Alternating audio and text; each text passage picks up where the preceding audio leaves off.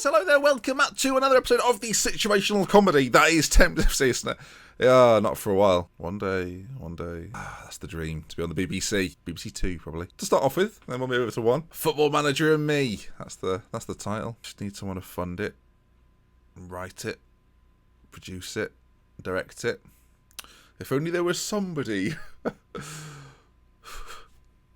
I can't think of anyone. But then today we play our final 2 league games of the season, which will decide and dictate where we finish this year. 21 wins, 9 draws and 10 defeats see us in 3rd position and comfortably within those playoff spots. Of course, Chelmsford are the team we play first today and they remain in 2nd position. We've played no games since we last met, so let's run you through the team and we've gone back to basics. Last episode I tried to be a bit fancy, things went wrong. Today we go back to the 4-3-3 with the shadow striker role, Brucey Bruce doing his duty in the centre. Hallett will be in goal for this one, then Conter, Pring, McCormack and Haymer at the back. We've got Foster, Hallahan and Douglas in the centre with Day one side, Clark Slocum on the other and Brucey through the middle. And the more I think about it, the more I think we should maybe play Friars instead of Day, and I've made the switch. It was seamless, it was like a magician. Liam Denan, I've got injured in last episode, only out for 4 weeks, so may miss the playoffs, will certainly miss the next couple of games. Now, I've been looking into how the playoff system works, and the rules tell you very little. Teams 2 to 7 qualify for the playoff, so do I need any more than that, really, do I? I think the best thing to do is probably to look at what happened last year. So they have a first round of playoffs, which I assume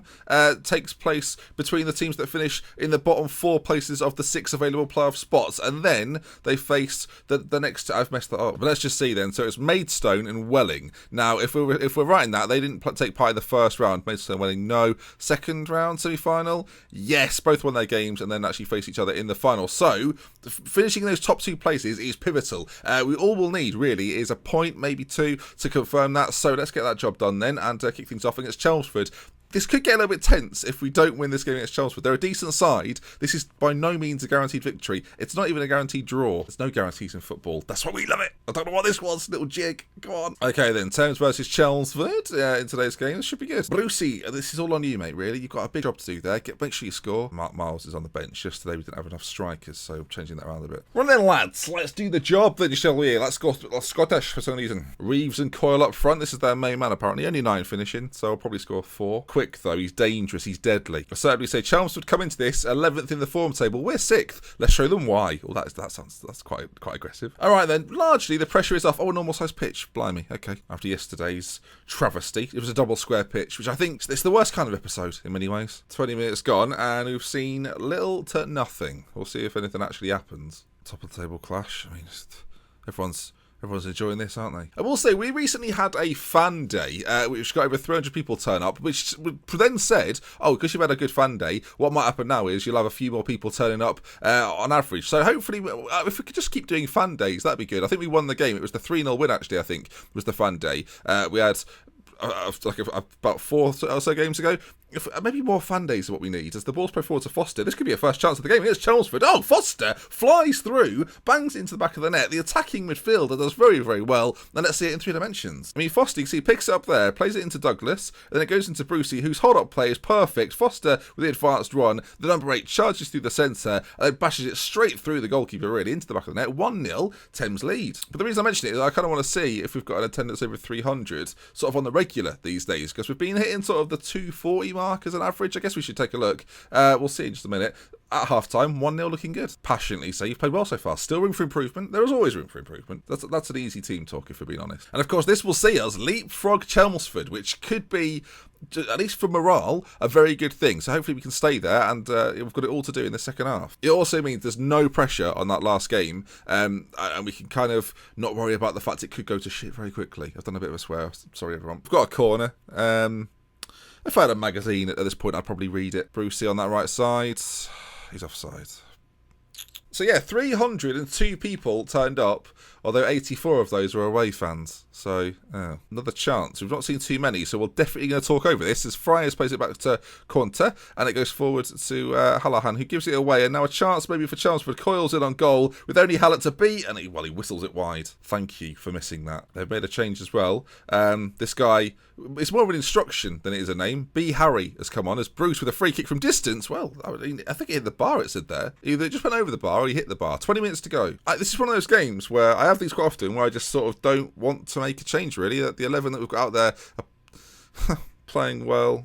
We've given it away. We've got it back though. Friars. Can we look for a second D? I guess if you go 2-0 up at that point, you can think about changes, keeping people fresh. But at this stage, no need to change too much. We're going into these playoffs though with good form. Douglas goes through. Oh, he's rattled the bar. Clark Slocum's there for the rebound. 2-0 against Chelmsford, proving that we are deserving to be up there. How on earth were we predicted to come bottom of this table? I don't know who creates these. I don't know if it's based on reputation or what, but Douglas goes through. This shot cannons off the bar, falls beautifully to Clark Slocum, whose finish is easy, and 2-0. This is better than I could have ever imagined. I'm enjoying this. This is only our second year in this division, and I've got to say, we're looking pretty good. We spent a long time in the division before this, and moving a little bit quicker these days. Of course, 5 minutes to go, viewers. Could all change as they actually come forward now. Foster doesn't manage to block that one. Aston plays it across. Chance, and Edgerly gets it in. Not ideal. 2-1. Now the question marks begin. Do we shut up shop? Do we stay the same? Oh, I mean, different. I don't really know. I've paused it because I'm not sure. Do we make a change in here? I think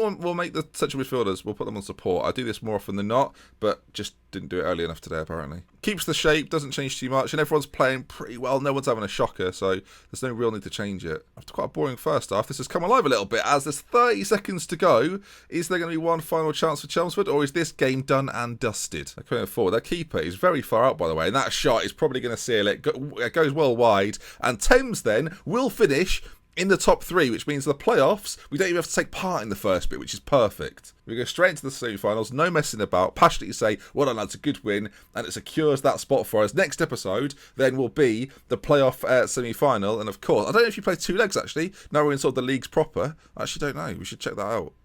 I think it's just one game, but I'm not 100%. I'm doing this with my hands a lot. I don't know why. We are playing very well. With last episode and this episode, we had 3 wins on the bounce, 4 wins in total, and now Aldershot is the game we're going to finish the season off with, and they are sitting in 13th position, so they're well on the beach. They've got nothing to play for, and the battle actually for 7th place is hotting up a little bit. You could see a number of teams slot in there, but it looks as if it's between Merthyr Tydfil and St Albans, and actually, looking at it, Eastbourne Borough could slip out. There could be, Merthyr Tydfil have got a lot of targets to aim for. This could be interesting. Of course, all of these teams we could potentially face in the playoffs. A week to go, though, until our game gets Aldershot, so I'll see you for that in just a moment. Right then, second game of the episode, and because we can finish in the top 3, I'm going to change things around a little bit, keep it all fresh if we can. McCormick is going to sit out this one, Andy Tannoy is going to get the start instead of Hallahan. What else could we change? I'm just thinking, keeping the team fresh for the playoff games coming up. Togwell could maybe feature for Pring. Why not? He's let me down before, but we'll give him an opportunity. And Brucey, because he's quite integral, I'm actually going to save him for the games coming up. So we'll put Mark Miles out there as the poacher. Chris Day can get the start as well, and I think finally Brett Squires in for Foster. Some other familiar names that we've not seen too much of this season are going to get an opportunity to shine. Des Wilson in for Douglas as well. Why not? Let's keep the midfield as fresh as we can. The only player that I'm a bit worried about is Clark Slocum, who are risking today. We don't really have anyone else who can play out there. That's why he's playing, really. A 4-4-2 from Aldershot then, and as the away team, it's going to be a battle, and of course we're not playing our strongest 11, but it'd be nice to see us play with a little bit of freedom for a change. This season's been quite stressful, but I'm going to tell the whole team, though, pressure's off today. Go out there, play an actual game, and we'll see if that works.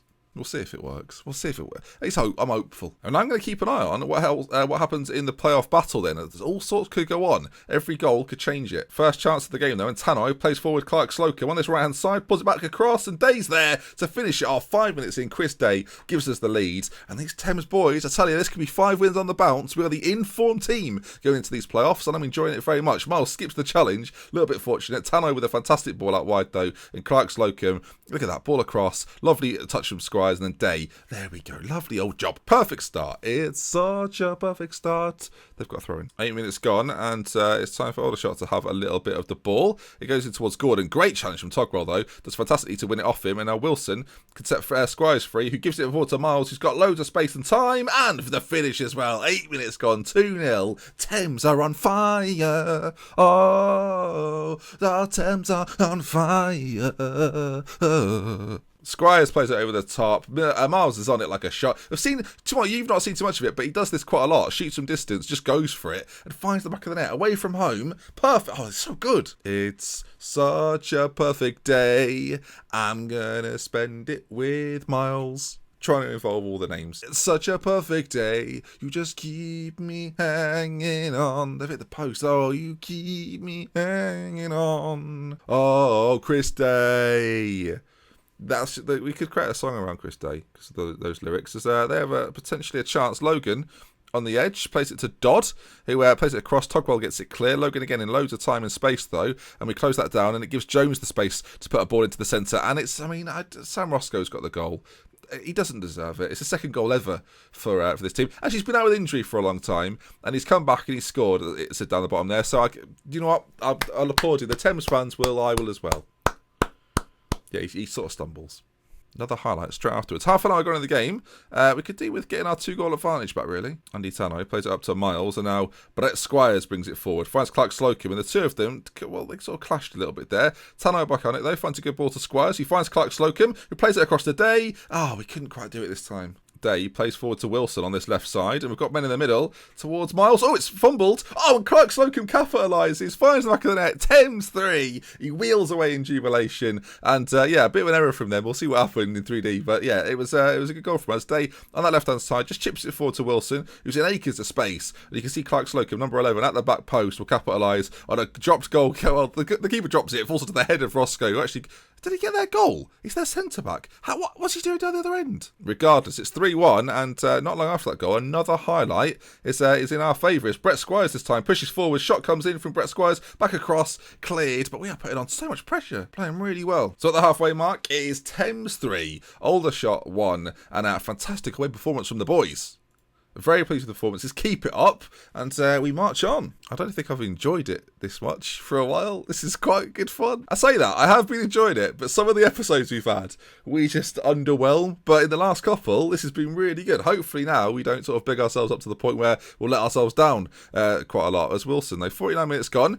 We're on it again. We'll stick with this because of how well we're playing. Day, is he going to go backwards? He does go backwards, and there's men there as options. Wilson, look at the amount of pressure we cause. Clark Slocum, it finds its way into the back of the net. But you can see there, though, when the ball's played in, 4 players in the middle waiting for it. We'll watch it again in 3D and just focus on it a little bit.